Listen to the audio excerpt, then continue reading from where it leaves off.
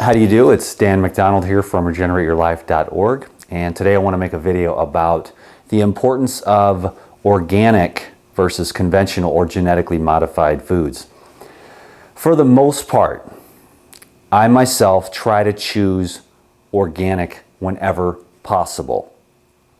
There are a few things like avocados and bananas where it's not as important, but certain things like berries and celery and greens, I think it's really important to make sure that you're picking organic produce. And several of the reasons why. Number one is that I feel that with the intention of organic farming, you're more likely to have more nutrient density in the soil, taking a little bit more time to bring in some composted material. Now, obviously not enough. If you're working your own small scale farm, you're gonna have some dark, loamy, very nutrient rich soil with lots of microorganisms, and you're gonna produce far more healthier, nutrient dense foods. But in general, right now, we're talking about where most of us are, in the sense that pretty much we're going to the co-op, the grocery store, the farmer's market, or a CSA. Now, recommended would be like a CSA, community agriculture delivery type program. The next best thing is farmers markets, and the next best thing after that is co-ops. Then you've got healthier grocery stores like Whole Foods, and then after that you're going to step into the supermarket zone.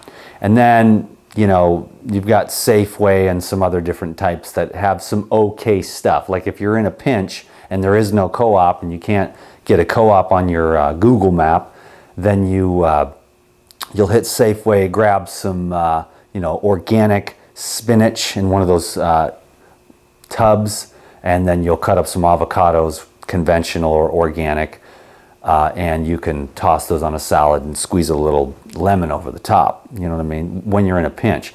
Now, I like to go to the place where the food is the freshest, where they have more of a turnover of those organic products, organic foods like leafy greens and fruits particularly, and that's going to be at those places where people are more conscious. When you're going to these other places where that's not as important, you're not going to see the turnover, and then the vegetables, the salads or the organic vegetables, they may have an organic section, but without as much of a turnover, you're going to find that the produce is older and it loses its vitality as it sits there.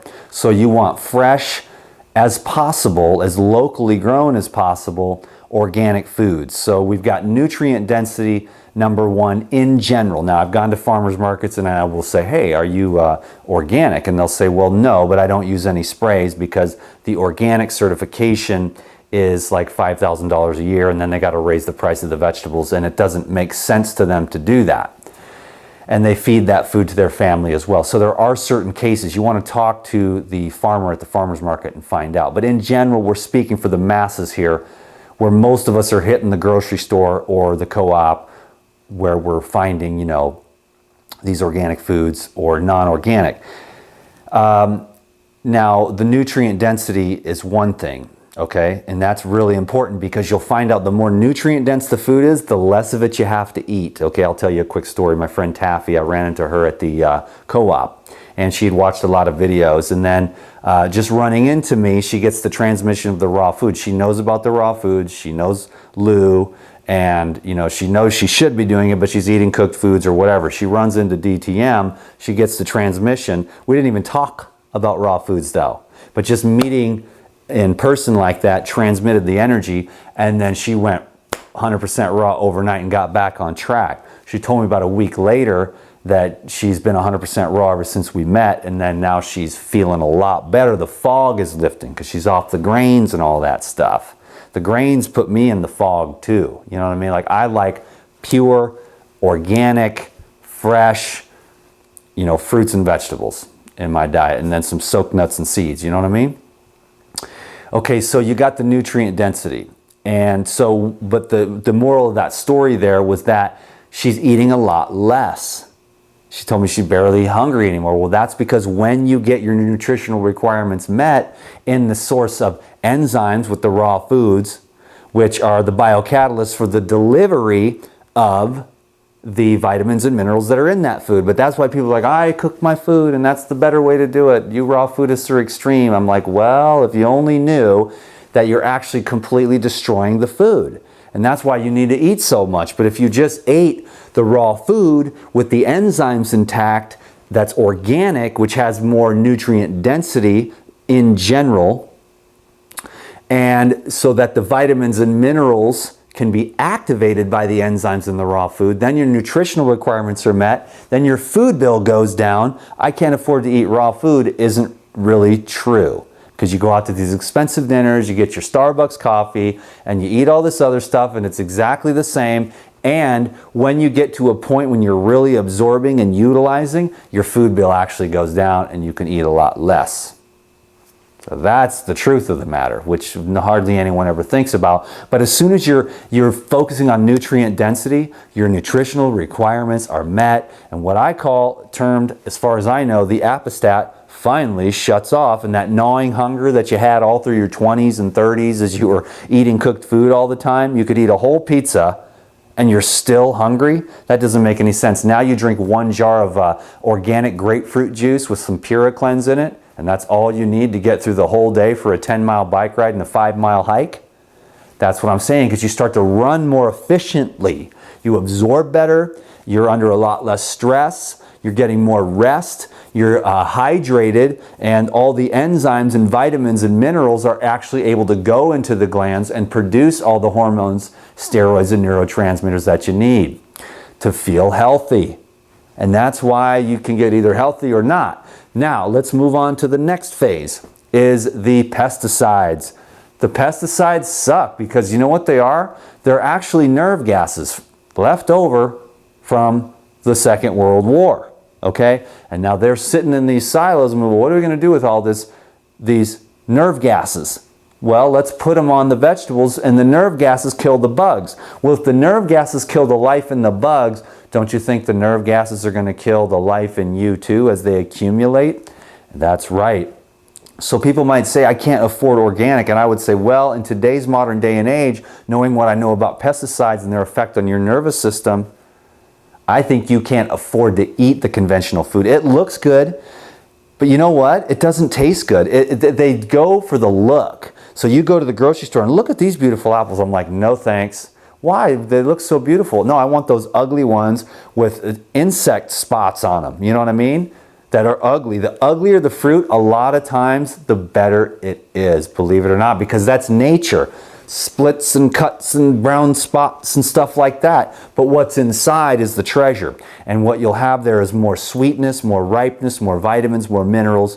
Now that's just a general rule. All this is general, general rules, to just ponder. There's no hard, cold facts. You can get a beautifully, perfectly amazing looking Fuji apple and it doesn't mean it's not candy nectar.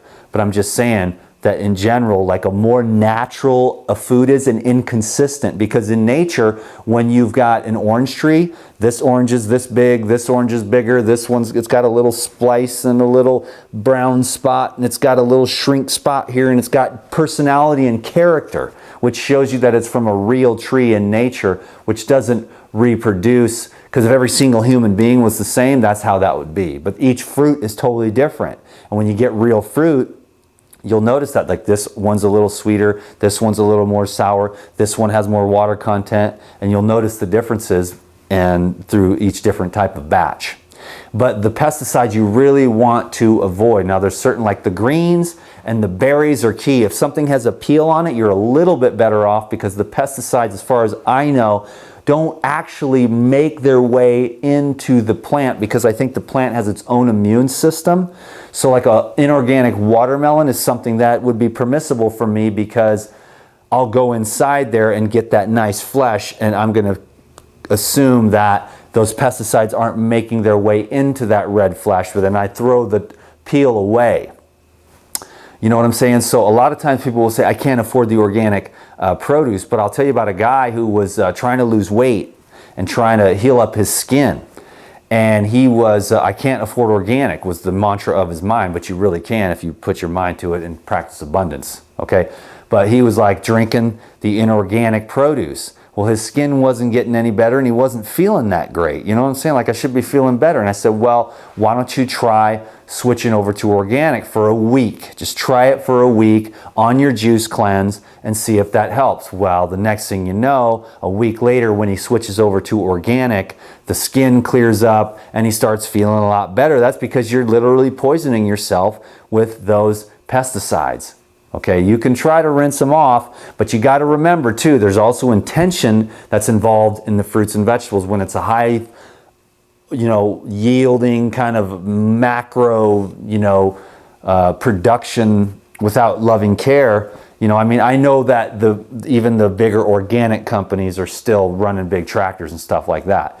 But there's a better intention there, and that goes into the fruits and vegetables as well, which goes into the water properties of the fruits and vegetables, which are the water is not only structured to keep your body hydrated, because your body's about 65 to 75% water depending on where you're at. The water's not only structured, but it's also a delivery mechanism for the enzymes, vitamins, minerals, cofactors, coenzymes, and phytonutrients to be delivered into the bloodstream. So organic, high water, fruits and vegetables in the form of juice as a therapy for massive absorption and higher volumes of food for people that might be ill and they're trying to bring themselves back into a place of balance. Nothing like dark leafy green, low glycemic vegetable juices to bring that balance in there. And then once the system's balanced, you can use more of those cleansing fruits. Okay, now there's a lot more to this, but I'm going to just make a real quick video because I wanted to express my my thoughts here on the organic versus the conventional. So when you can, vote with your dollar to create that market. Let's keep that market alive. Okay, everything gets bought out and even the organic thing is tripping, but genetically modified foods and the pesticide foods are just, we need to team up here and vote with our dollar.